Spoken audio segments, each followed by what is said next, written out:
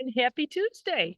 Time for another hour of good nature. And we're outside tonight at in the backyard of Casa Ado. I can't remember if we have been out here since the big tree came down. I don't remember, but we used to have this giant silver maple. Let me see if I can just take the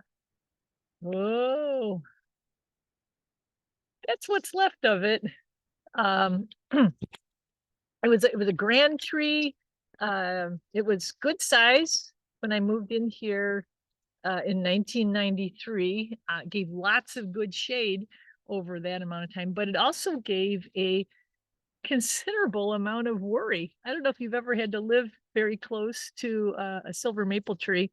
This one, so I had the guys cut it so it left the big stump right where the main trunk stopped growing way back when. It's about maybe a little 4.5 feet off the ground, and from there something must have happened because all the branches then came off in different directions, and each one of them was the size of a full-grown tree. The diameter on those limbs was tremendous, and they went in all directions.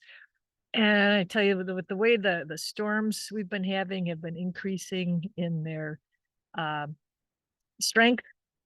Last year, a big limb came off of that tree that just by some, hand of God or whatever, came down and came right between our two houses over here and didn't leave hardly a scratch.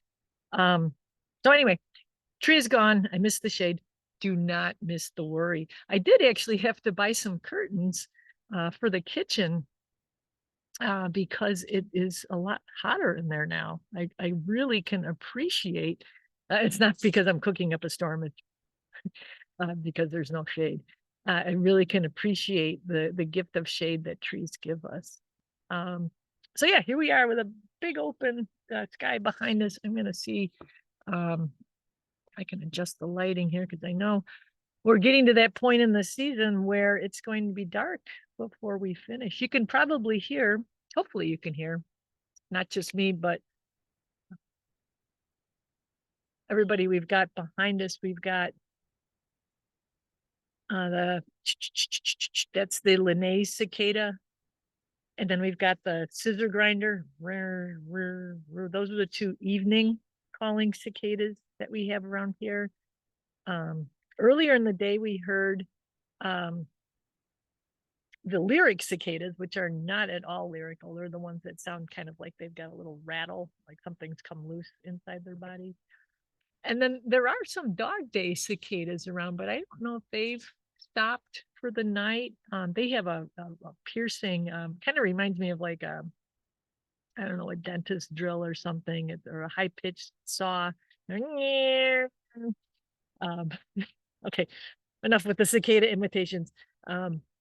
They are going to quiet down as we move along. Once the sun sets, that's it for those guys because they're part of the day shift. Let's see, I'm not sure where to start. I mentioned dessert in the email, so I think maybe that's what we will start with. So, and I think this is a good-natured first. We've eaten from time to time. We've actually had things eaten. If my dog Kid is around, she's eaten some of our visual aids. But today I was down at the homestead in Batavia, and I go there every month, actually a few different times as part of our nature outreach programming.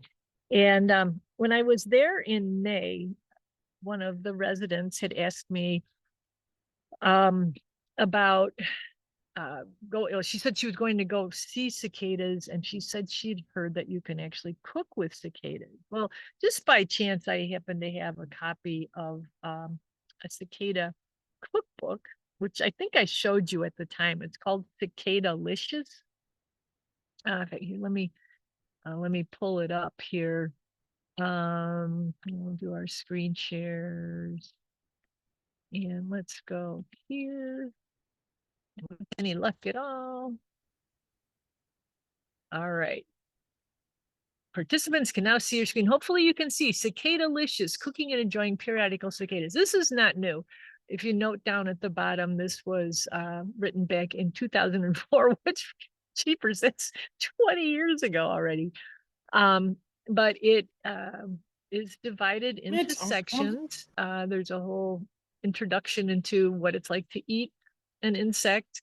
And then they have appetizers and main dishes. If we scroll down though, let's see, there's cicada dumplings, stir fry, tacos, pizza, chili. Here we get into the desserts. What I have here, she made the recipe that's there on the right, the chocolate chip trillers. And you'll see, it's got all the ingredients that you would expect to have in chocolate chip cookies. I believe she omitted the nuts from this recipe. I kind of understands why they might want to put it in, because if you have chunks of cicadas, they call for the dry roasted and chopped cicadas. If they're truly chopped, I could see where somebody was a little bit iffy about eating cookies with bugs in them, that having a chunk of cicada in their mouth might be hard to take. But if it could also be a chunk of nut, maybe the nuts are there for a little bit of camouflage. Well, here, I will stop the share so you can see. What Marnie did, my friend at Homestead did, was she took that step one further, and instead of just chopping them, she really minced them into small pieces. This looks, doesn't it, like just your everyday run-of-the-mill chocolate chip cookie. It's got a nice texture to it. She gave me a dozen, and it's kind of embarrassing. And I tried to give them away to the girls at work, and I only had one taker. So that was 11. And out of those 11, there's 1, 2, 3, 4, 5.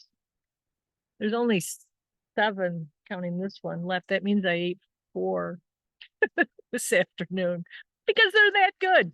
But they, if you look, my grandma was a chocolate chip cookie aficionado. These look just like hers, and they are delicious. I think Marnie used butter for her fat. They are really good. And there's no taste at all of cicada. And even Karina at work, she was the one brave soul in our office of 5. She was the one person who said she would try it.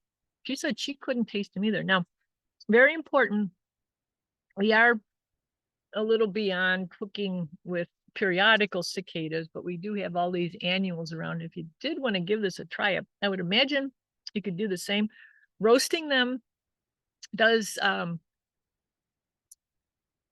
guess it sort of, enhances the flavor a little bit. But a crucial step in cooking with cicadas, or probably any kind of bug, you want to remove the legs and you want to remove the wings. Now, Marnie said they didn't mention that in the cookbook. She just did it because on the TV news, when they were reporting about people's dogs getting sick from eating too many cicadas, that seemed to be the problem, was that all the legs and the really indigestible parts are getting, bumbled up in digestive systems. So she removed those and used only the bodies of the cicadas. So I don't know if anybody's considering it. These really are quite good. I've still got almost 6 left. If you find yourself in downtown St. Charles tomorrow, I think I will be at Good Nature World headquarters, at least in the afternoon. And I'll probably have the cookies with me to see if I can get any more coworkers to give it a try. But it can be done, and I'm living proof that they taste delicious. Okay. With that said, I am going to have a drink. Happen to have a cool beverage prepared ahead of time. Nothing to do with washing down cicadas. Next, I wanted to share with you, a few weeks ago, we did an article share, and this is thanks to Susie, who I don't think is on the call tonight. I believe she is out, but Susie donates to a number of conservation organizations, and in return gets a lot of magazines. This one is from National Wildlife, and you can see Susie's a retired teacher, so she has kindly highlighted different articles that she thought would be of interest. This one in particular I thought was timely. You can read what she wrote there. It's about ticks, and actually not so much about ticks, the little arachnids, but wildlife and their actions to relieve themselves of ticks, or perhaps even prevent ticks. This is the illustration that goes with the article.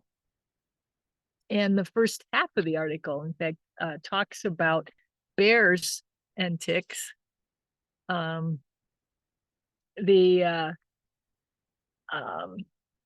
talk about when bears rub against trees. And we've probably seen, I think Yogi Bear did that. I think Winnie the Pooh might have done that. It's a very well-known bear behavior. And we've always said, oh, look, the bear is scratching his back. In fact, there was a guy on our dorm floor that used to do that all the time on the corner of the post in the lounge. Anyway, it's a well-known behavior, but now, in addition to scratching and itch, there appears to be another layer, another component to that behavior. The article says the scientists may have now found another reason they are rubbing on tick repellent. When a bear rubs against trees, particularly conifers, the trees release pungent, sticky resins and saps, especially if the bear claws through the bark first. These goos can get stuck in their fur and on their skin and provide a physical and potentially a chemical barrier against parasites, including ticks. Then there was a student, a PhD student at France's University of Strasbourg, who published her results of some research she did in the Journal of Zoology earlier this year. She didn't test it with bears. Her experiment did not involve bears, but she had turpentine and beech tar, beech, B-E-E-C-H, from the tree, beech tar.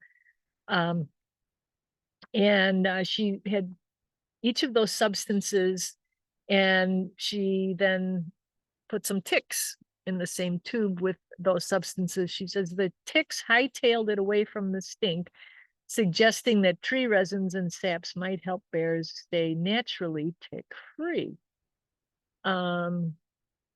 She says we are not the only animals that can self-medicate. An anti-parasitic effect could explain why bears are doing this, in spite of it being very energy demanding and time-consuming. So the article goes on from there to talk about other animals and their anti-parasite endeavors. Monkeys use, well, besides like grooming themselves and plucking ticks and other parasites off of each other, they also will rub citrus on their fur. Citrus can have a repellent quality to it. And then anting. Anting is the behavior where animals will take ants and crush them and then use the formic acid in their bodies to rub through their fur or through their feathers. Maybe you've seen birds around here doing such behavior, or if you've seen birds that look like they're doing something weird on the ground, that could be what they're doing. Another biologist in here is quoted as saying that in addition to ticks, birds are prone to other ectoparasites. And he said that birds are actually very vulnerable when they're on the ground and they're performing this behavior where they pick up the ant, squeeze it, and then run the acid through their feathers. So he said that they must be getting a significant benefit in order to put themselves in such a vulnerable position. That's of note too. And then they finish up here. There's a biochemist at Canada's Acadia University who is looking at the essential oils in catnip and had found that they can repel ticks. She says, don't put on catnip to avoid ticks when you're hiking. Big cats, including mountain lions, are also attracted to catnip. So keep that in mind. Actually, I have a big stand of catnip right over here. And Jimmy Cat, one of the furry roommates, he just came in from having a little roll in it a little bit ago. He gets really weird. He doesn't chill out the way a lot of cats do when they have their nip. So, but it's attractive to cats of all sizes, apparently. And you will be too if you use it to prevent ticks and other parasites. So keep that in mind. Oh, there was one other thing I thought I've heard about moose and ticks. I think I've seen 2 moose in my whole life, and they were a very long time ago when I was out west, Yellowstone. But there's actually kind of a big problem going on up north. Tick populations are going up in a lot of different places, and ticks are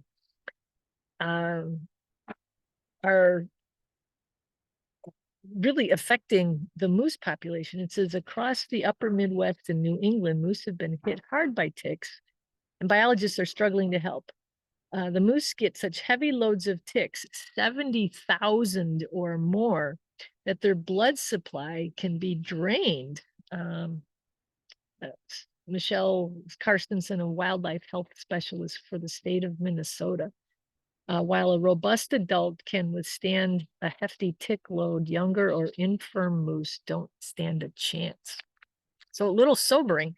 We tend to think that wildlife, because they're exposed to these parasites all the time, that besides having some immunity or some fortitude to fight them off, they have ways, like rubbing up against the tree to minimize their exposure to them. But it sounds like the moose are struggling as a result of that. So, well, we'll see if we get more news on that. I will certainly let you know. I haven't had a tick in a while. Tick populations around here, they peak in spring. It's surprising how early they come out. It can still, we can still be having frosts at night. We can even have some snow on the ground, but if it's a warm enough day, they'll come out, and they kind of wait there with their little legs in the air, and you brush up against them and they'll hop on from a twig or a blade of grass, and they just start roaming around looking for a place. They try to head up because they just instinctively know that there's a richer blood supply farther up on the body. But I've been in a few ticky places lately, and they haven't had any ticks. I think we will get one more surge of them before it gets real cold. We do tend to get a break in the wintertime, but those of you with pets, you probably have heard from your veterinarians that we need to be treating our animals with both a heartworm preventative and also a tick preventative year-round now. All right, with that glorious news, boy, we've gone from desserts to parasites. Let's go ahead and take a look at what the past week has held in terms of nature news. All right, so let's go back to our screen share. And pick here. And we don't want our cookbook anymore. By the way, if any of you would like that, it is a PDF. I would gladly share it with any of you. Let's go back a few slides here. Since we were on the topic of food earlier and drink, which reminds me, I need another little whistle wetter. Thought you'd appreciate a nocino update. This is the Italian digestif that I read about back in, gosh, I think that was in May or early June. And it is made by harvesting young and still soft green walnuts. I was amazed at what happened when I chopped these things up. I put them, this, by the way, is a 1.75 liter bottle of Everclear, dumped over 2 pounds of black walnuts. The alcohol turned inky black like that within probably 2 or 3 days. Couldn't see through it. It's so dark. I mean, I like my coffee strong, and this is like an espresso strength drink. It is super, super dark. That's one component. Here's a look at what the walnuts look like. I did strain them out. This was a 5-week infusion of walnuts in alcohol. I strained them out, and then I rinsed them, and then I put them in the compost. So I don't know if I ended up, making all the worms drunk in there. I don't know. I didn't check, but I couldn't see just throwing those in the trash. So I did compost them. I don't really, I just put some scraps in there this morning and I didn't see any. So it's not a critter proof bin either. It could be that the chipmunks had a party. I don't know. But they would be, even though I rinsed them, I'm sure they still had an alcohol content when I put them out. Anyway, this is a look at the other part of the mixture. This is the quartered green walnuts that I put in sugar, and that's called macerating, where you draw liquid out of something with sugar. It's a whole what would that be, osmotic pressure, where the liquid is drawn out, and the whole thing just kind of liquefied. This too sat for 5 weeks, but look at all these pretty crystals that formed on the surface of those walnuts. I didn't want that sugar to go to waste, so I boiled it just a little bit, skimmed off some foam, and got the sugar off of the walnuts, and then I strained those, combined this black walnut, I don't know if you'd call it a syrup or a honey, a sugary liquid, with the alcohol, the walnut alcohol, put the two together, and then added, about a half a gallon of water to kind of, well, actually not that much, maybe yeah, several cups. We'll just say several cups of water to smooth it out a little bit. This now has to rest for, here it is, it's jarred up. It's down in the lower level. That's the feet of the utility sink down there. This is going to sit for 6 months to allow the tannins to mellow out. I'm really excited about this. I know Greg and Kelly, you mentioned that Whiskey Acres over in DeKalb County has nocino. I'm looking forward to trying theirs. I don't know what this is supposed to taste like, but I did, last weekend, a friend of mine was in town. Tricia was in town, and her daughter, who works at an Italian restaurant, when I mentioned nocino, she made a face and she goes, "Ugh, that stuff is awful." I guess they tried giving it, or they had some drink specials that featured it, and like nobody would touch it. So I don't know. If it doesn't work out, it doesn't work out. But I will keep you posted. I'm supposed to taste it once a month to see, how the flavors are developing. And I do also want to make a trip out to Whiskey Acres to give it a try. So we'll see how that moves along. Now this was And a picture from an email that I actually received back in June, and it got kind of shoved down in the inbox, and I just this evening responded to it, but I wanted to share it with you too, because this um, is still happening. Insects are still growing, they're still molting, and they're leaving their shed skins behind. The gentleman who found this picture or took this picture found this little scene there on his screen. And what we have is, let's see if we can zoom in a little bit here. So on the left-hand side here, we have what appears to be a nymph or an immature stage of one of our um, uh, assassin bugs. I don't know which species. I'm not very good at identifying them as adults. So this one is still immature. I'm not exactly sure which one it is, but it does have these beefy forelimbs on it. The gentleman who sent this photo in said that the fly was dead. And so I'm thinking that either before it molted or actually I'm thinking before. So the assassin bug caught the fly through the screen. Assassin bugs, they subdue their prey with a venom that they inject through it's their piercing and sucking mouth part. They keep it folded on the underside of their body. Can't really see it from this angle, but it's always reminded me of the kind of straw that comes with a juice box or one of those pouch drinks. You know, it's pointed on one end, and you shove it into through the membrane of the drink, and then you slurp up what's inside. Well, with these guys, it's pointed, and they shove it into their prey, and they first injected venom, and then they slurp and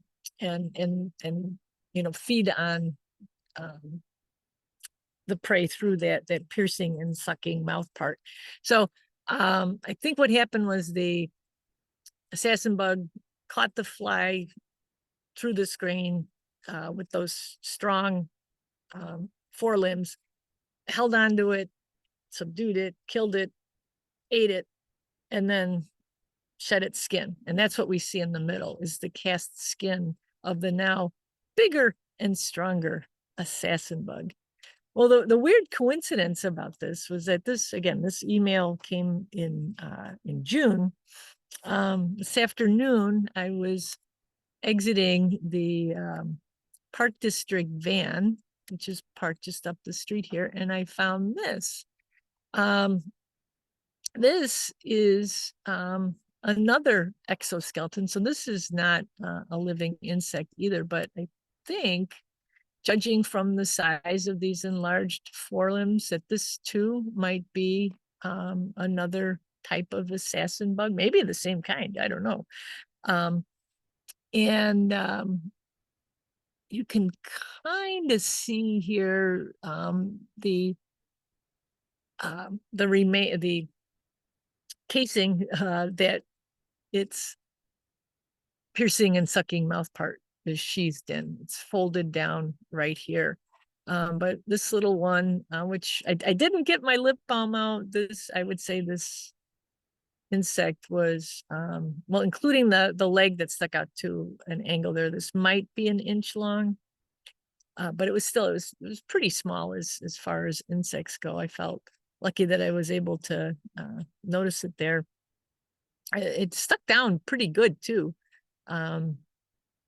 But it's that season. Keep your eyes open. A lot of times when you think you're looking at a dead bug, look again. You might see that it's not a dead bug. It's just the remains of a very much alive one that shed that skin and left it behind. All right, let's see. What do we have next here? Oh, so, okay. The classic example of bad nature photography at its finest. This was a photo. I actually believe there's two of them here, but it's an example of how some birds can be easy to identify, even when you're looking at a really crummy photo. You can see, so there's a lot of lily pads here. This is the stretch of Fox River, actually, that's right next to Potawatomi. Last Thursday night, we did a program called Nature Scoops. It was held in conjunction with our friends over at Kimmer's Ice Cream. So get a scoop of ice cream, and then the nature scoop part comes as we cruise the river on the paddle wheel riverboat. And we talked about different aspects of life along the river. Anyway, as we were pulling in, this little family of ducks, and there's some pretty small. These ducks are maybe halfway grown. Their mama is here in the middle. Here's another view. If we are to zoom in, they are right there in the middle. That's actually clearer, a little bit clearer. You see that white eye ring there? The white around the eye. That's the giveaway of what we're looking at here. And I did it one better. I went on one of our stock photography websites and I found this one. Those are wood ducks. And I was just really kind of surprised that we now see wood ducks by Potawatomi. There's many years where wood ducks have we've had wood ducks around here for forever, but they've always been kind of secretive. And usually the ducks that we would see around Potawatomi would be the more run-of-the-mill, mallard and mallard hybrid types, mallard crossed with domestic duck. But there was that family that was right next to the area where the boats launch from, and then there was another wood duck family over by Boy Scout Island. So if you have a hankering to see wood ducks, now the males, which are granted the more colorful representatives of the species, I didn't see any male wood ducks, but they don't really concern themselves with the raising of the young, just like the mallard drakes. They kind of go off and form their boys clubs. But female wood ducks are quite beautiful as well. And if you want a chance to see them relatively up close, go over to Potawatomi. There were actually two different families in that vicinity. Now this, I don't know about you guys, this is the bane of my existence, starting about now and going on until we get a good frost. This is giant ragweed. It's one of two types of ragweed that we have in this area. I think we've talked about this in the past. I remember writing a column about ragweed and how a lot of people will say, well, what good is it? Why do we have it? We can't eat it. Or can we? The seeds that ragweed produces actually are quite rich in oil. That oil doesn't play a big role in human lives today, but there's a lot of archaeological evidence showing that indigenous people would harvest those seeds and grind them and collect the oil that's found in the seeds. It's also a pretty important wildlife food. There's a lot of birds that will feed on those seeds come wintertime. They're quite nutritious. So it does have a purpose. It's just that right now it's in the seed forming part of its existence. There's still some flowers that are giving off pollen, and it's making for a lot of sneezing and itchiness among those people who have a ragweed allergy. It's a lot of times it gets away with that because it's blooming at a time when goldenrod is also blooming, and goldenrod a lot of times will end up being blamed for someone's seasonal allergies because it has that obvious golden bloom on it. The thing is, the pollen on goldenrod needs an insect to carry it around. It isn't heavy, and it's too heavy to fly off in the wind. Ragweed is wind pollinated, so a breeze will carry that pollen away. And if you've ever, should have put an image in here, the electron microscope images of ragweed pollen. So just why it's so irritating. It's got all kinds of little spikes and spines all over it, and it get and irritate your eyes and your nose, and I could go on and on. But this is called giant ragweed because it is truly giant. These are all nature nerds of pretty standard adult human height. And that giant ragweed was just about twice as tall as the nerds were. This was a photo that was taken last week at Muirhead Springs, which is a wonderful forest preserve up in the northern part of Kane County. I think of it as fairly new. I think the county has actually owned the property for a while, but what's going on there is all quite new. They're returning the land to its former hydrology, former as in before it was farmed. So removing tiles and bringing some depth back to the land where water can collect. A lot of shorebirds are seen at Muirhead Spring, some wildly out of range shorebirds go there, phalaropes. In fact, there was black-neck stilts there that I think had babies at Muirhead Springs this year. Black-neck stilts don't typically breed this far north, although they have been showing up farther north with some regularity. But it's a really neat preserve. 700, it's over 750. I think the official measure is like 757 acres, largely in prairie. Now, it's not perfect. There are some paths there that are edged with little black cherry trees that I'm sure they're going to have to keep in check. All of them have a diameter of maybe, I don't know, 4 inches or so. Big enough to produce fruit, which then of course will cause more black cherry trees to pop up. And in a perfect world, prairie would not have woody species like that. The definition of prairie is land without trees. So but it does give you a sense of what things must have been like back when the pioneers were coming to this area. That's a still shot. This, let me see if I can get this to play. This is hopefully we'll show you. There we go. This is a video showing, well, buffering. That's our the grasses that are moving there are state grass. Well, the grasses that are no longer moving. Boy, I'm sorry that's so blurry. It was clearer when I watched it earlier. That's a little bit better. Big blue stem is looking quite blue these days. This field had a nice tinge of purple to it. Maybe this time it'll play a little bit better.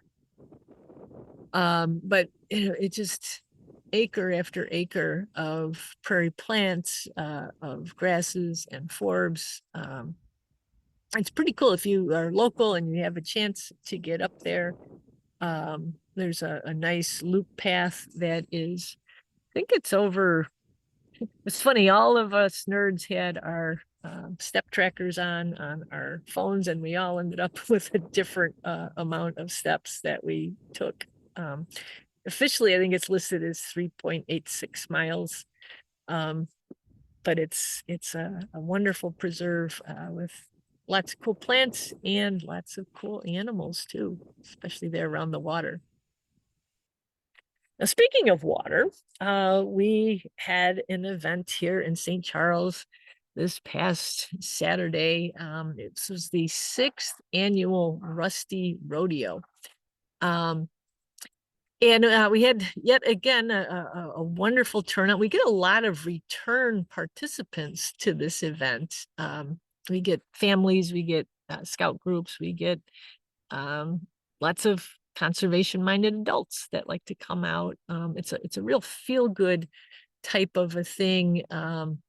It's also free. So, some of the large families, if they can take the kids out and entertain them for a couple hours and it doesn't cost them, they're all over it. So what we do is we go into the river. This is the segment of the Fox River that is between the footbridge, which you can see there across the top, sealed cable piano factory pedestrian bridge, and then the brownstones, the really nice townhouses, they would be over here on the left. This is along the west bank of the Fox River. It goes from the footbridge south to Mount St. Mary's Park. And the reason everybody is in the water is to go after this little devil here, the rusty crayfish. And the water was a little bit higher. If we look here, some years, by August, the river is quite low. But we have had quite a bit of rain.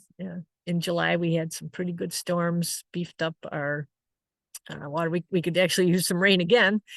I think we're supposed to get some later in the week, but the water was a little bit higher. I don't know if that's why, but the crayfish that we caught, there were, because we give prizes for the largest crayfish and the smallest crayfish and the most crayfish caught. And the largest ones, they were good size. The body length was over 4 inches. I think one was over 5 inches. But we didn't have that many large ones. We had a ton of small, and then we had a whole another ton of, well, ton is an exaggeration. We had a lot of say inch long rusty crayfish, so youngsters. So they are definitely still reproducing in high numbers. And I don't know if because the water was higher, if maybe the bigger crayfish were out farther in. We did try to keep people closer to shore just so they didn't get out. Once you get out in the current, if it's up around mid-thigh or so and you don't have good footing, you could tip over, and that's not a good thing. So we wanted to keep people safe. Whatever the reason, the majority of the crayfish that we caught were not this large. They were much smaller. But I did want to throw this up there just in case you weren't familiar or perhaps had forgotten what a rusty crayfish looks like. They have a lot of red in the little joints here along their abdomen. And then most telling is the spot here on the side of the carapace. It's rusty red in color. This was a species that was introduced here, gosh, back, I think I heard like in the 1950s. Don't have an exact date, but it was part of the fish bait industry. And it's a species that they're rough on our native population. We've got 7 species of 7 or 8 species of crayfish that are native to this area. And we have this one non-native, and it can actually take over an area and eliminate the native species because it's got these big claws, so it will overpower native crayfish. It also disrupts the ecosystems that it lands in because the way it feeds, it uproots plants, it shreds them, it makes them not usable by other animals in the area. Wisconsin, there's heavy fines in Wisconsin. There's fines in Illinois too for possessing rusty crayfish, but in Wisconsin, because so much of their tourism dollar depends on good fishing, they want to make sure they keep rusties away at all costs. Now, how are we able to possess them? We got a permit. The Illinois Department of Natural Resources will issue permits for handling injurious species. You have to have a good reason why you're doing it. In our case, we had the event. We also took these immediately to our big chest freezer where they were frozen, and now they are being served as much, what's the word I'm looking for? A much anticipated treat by our turtles. the Blandings turtles, painted turtle or map turtle, they all, even Tortuga, our soft shell turtle, they all love to eat these thawed out crayfish. Now, a couple things I want actually I'll just stick with the slides here, but there's one other thing I wanted to show you. We had some good news come out of the Rusty Rodeo. One, the total number of crayfish caught, even though I think we had the same number of human participants, the crayfish that we were catching were small, and they didn't catch as many.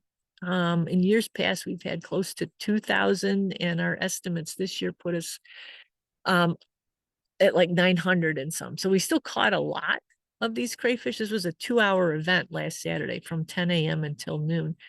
We still caught a lot, but I think we are starting to do some good. Our partners, and actually the originators of this event over at the Fox Valley Park District, they held their event in a different location this year because their previous location at Glenwood Park Forest Preserve, they've been checking there and there's not a lot of rusties. They're actually starting to see native species return to that area.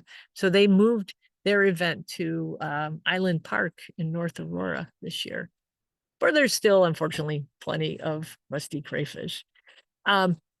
So at our event, we're getting close to noon on Saturday. Things are starting to wind down. We were counting crayfish. We were getting ready to award the prizes. Well, a woman comes up to our little check-in station and she says, I think I found something that's not a rusty crayfish.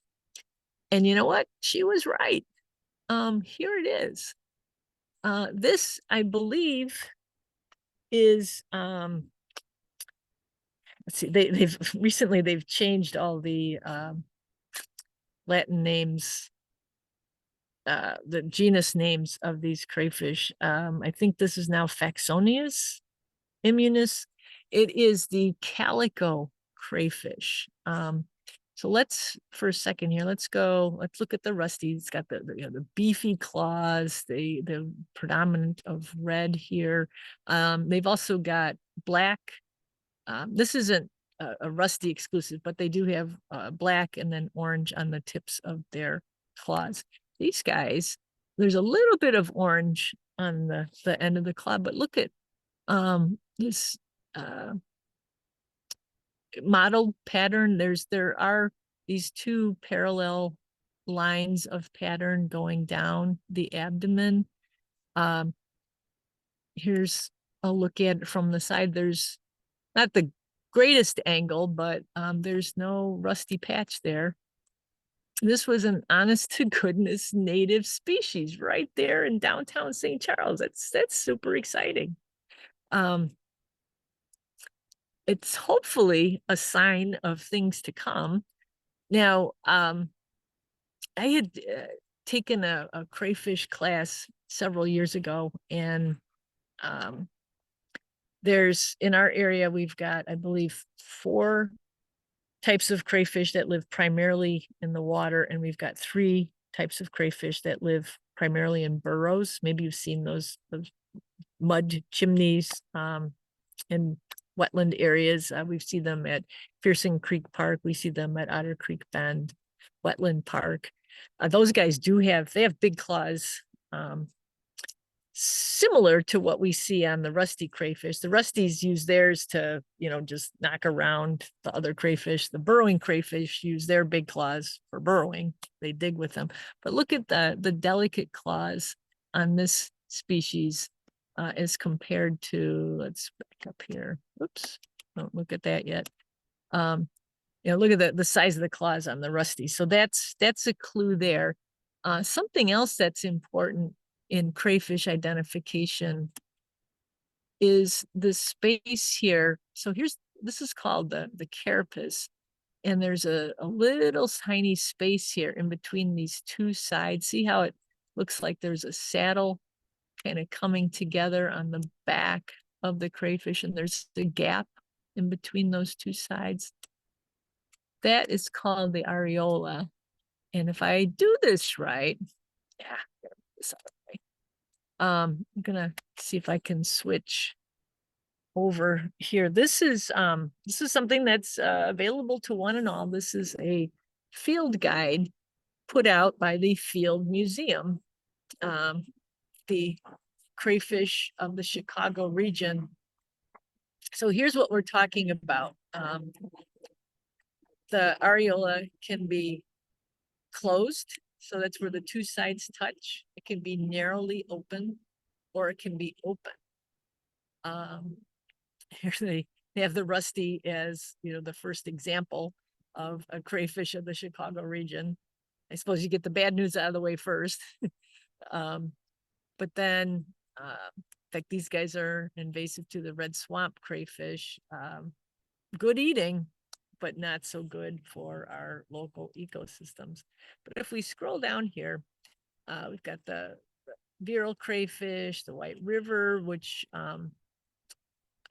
we see this one, or used to see it anyway, in the ponds over at Delnor Woods. It's got these long, very narrow looking pinchers. And then here we have the calico crayfish. It is described as irregular light colored stripe down the abdomen. So I was looking more, rather than the light stripe down the abdomen, I was looking at the dark marks on either side of it. But it, the areola is narrowly open. And now this ID does not include our burrowing crayfish. This only has the aquatic ones, but yeah, I thought that was really good news. Here's a look at the claws too. I tried, let's go back here. I was trying to, you know, here's that lighter area they were talking about in the description. Tried to get as many photos as I could before it was time to return this little one back to the water. I wanted to make sure, one, that people were out so it wouldn't end up getting caught again, and two, that there weren't any you know, rusties that were going to beat it up right away. But it was a great way to end another good event, finding this native species. Fingers crossed we'll be seeing more of them in events, future events in the coming years. All right, I kind of, you got a sneak preview of this. I did want to end with a little bump for our friends over at Campton Township. Every year now for, oh gosh, I would say this has been going on for maybe 10 years. They have this fundraising event over at Coron Farm. It's Campton Township's Prairie Fest. They have wagon rides. Coron Farm has quite a bit. I don't know what the full acreage is there, but it's a park open to the public, but they are raising funds to turn some of the historic structures there into a museum. So there'll be some raffles, some other fundraising activities. They have Taylor's Battery, Illinois Light Artillery Company. They do shoot a cannon off as part of the event, so be prepared if you do go. There's some big booms. They long and short of it is Hickory Knolls, we will have a table there. We'll be sharing space with our friends at Greater Kane Wild Ones. We'll be promoting the use of native plants. And I think it's supposed to be nice on Saturday, so I will probably have a couple of snakes with me, because that's always a big hit. But wanted to get that word out there. If you're looking for something to do this Saturday, 11 to 3 p.m. out at Coron Farm. Coron Farm is on Coron Road. With the where Coron meets Silver Glen, if you can picture that. You can also look it up online, but it'll be a good time. All right, folks, with that, I'm gonna stop the share. Boy, the mosquitoes have decided that it is time to come out and have a feast. I wore long sleeves knowing that it might be kind of buggy out here. And also, I've got this lamp on out here, and there was a ladybug that I was really hoping would stick around to the end, because I don't think it was an Asian ladybug. I think it might have been a native one. It was smaller than what we used to usually, see around here, but she's flown the coop. Anyway, let's see. I think, do we have a couple of chats here? Yeah, just a few comments here to get to. Oh, don't want to share.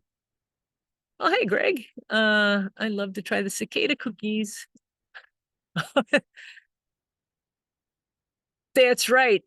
So thankful that you mentioned that people who are allergic to shellfish should not go near cicadas. In fact, did you hear there was whatever bar or brewery that was I thought it was a beer that they were putting cicadas in. They actually got in trouble with the health department for putting bugs in their food. I'm kicking myself that I didn't read the whole article. But that does remind me, there was another little bit of cicada news. I don't know if you guys have heard about the cicada mites, areas that had a lot of periodical cicadas. There's now people who are getting like all itchy.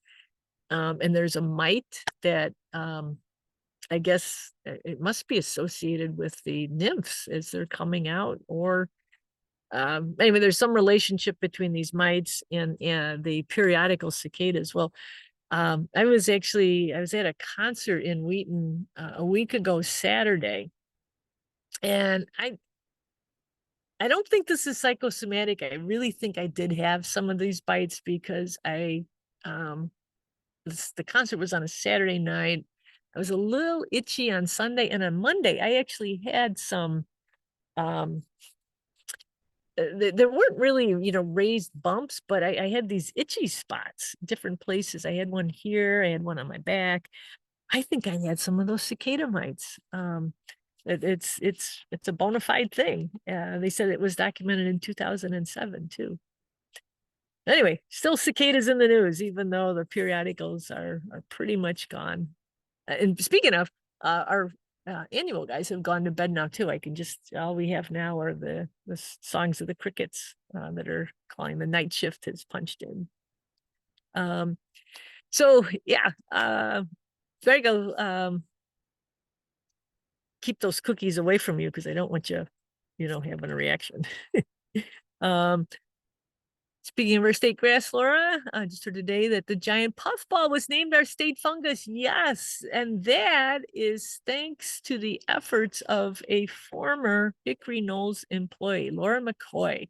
She was our nature program supervisor for several years, and she now works at the Prairie School of DuPage, which is over on the Theosophical Society grounds over in Wheaton. That's where their school campus is. And they did that as a cross-curricular unit where they were learning about how government works. And then they combined that with some of their science and nature study. Well, that's super cool. I know that they were hoping they got a representative to introduce that bill, because Illinois we've got our state grass, our state bird, our state tree, state reptile, our state amphibian, and now we have our state fungus. That's super cool. We'll have to maybe eat one of those in a future good-natured hour. And Jim and Diane, great question. Rusties are from not Europe and not Asia. Rusty crayfish came here from the Ohio River area. So just a mere time zone away. It's a great reminder of how even slight movements of organisms by humans can disrupt entire ecosystems. Rusty crayfish were at one time valued by people who ran bait shops, because they were plentiful, they reproduce readily and rapidly, and they have more offspring than our native species do. And in retrospect, those are all warning signs.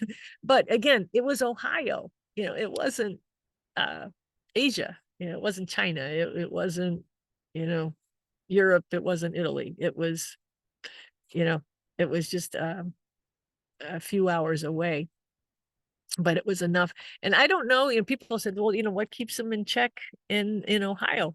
I don't know if other than coevolution, I don't know exactly what it is that why and maybe they are the dominant species there, but I know that all of the Midwestern states we all have rusty crayfish watchdog programs now to make sure that they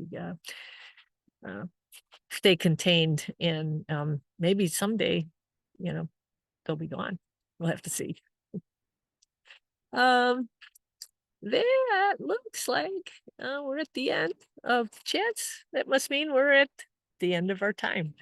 Folks, I really appreciate you tuning in this evening, and I'm going to go back to my frosty beverage here. Maybe I'll have just a little bit more cicada dessert. We'll see. Have a great rest of your night, great rest of your week, folks, and I'll see you back here next Tuesday evening, 8 o'clock on the Zoom. Thanks, everybody. Thanks, Pam. Have a great one. Thanks, Pam. Thank you, Pam. Hi, Pam. Thank you.